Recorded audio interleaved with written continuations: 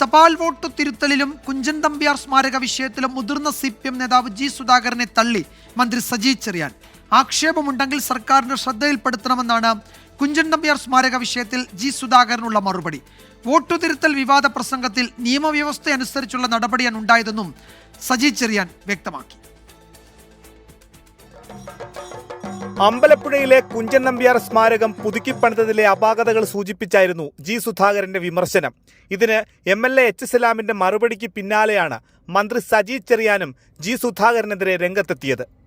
അതുമായി ബന്ധപ്പെട്ട എന്തെങ്കിലും പരിഭവങ്ങളോ പരാതികളുണ്ടെങ്കിൽ ഗവൺമെന്റ് ശ്രദ്ധപ്പെടുത്തിയാൽ മാത്രം മതി. അതിനപ്പുറത്തേക്ക് അതിനകത്ത് വലിയ കാര്യമില്ല.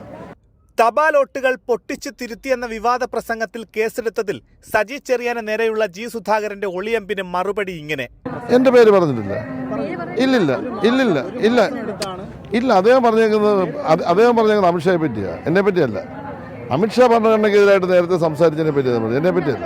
ഭരണഘടനയെ വെല്ലുവിളിച്ച ആൾക്കെതിരെ കേസെടുക്കാൻ കാലതാമസം വരുത്തിയ സർക്കാർ തനിക്കെതിരെ വേഗത്തിൽ നടപടിയെടുത്തെന്നായിരുന്നു ജി സുധാകരന്റെ പരോക്ഷ വിമർശനം. പോസ്റ്റൽ വോട്ടുകൾ പാർട്ടി ഓഫീസിൽ തുറന്നുവെന്ന ആരോപണം മന്ത്രി നിഷേധിച്ചു.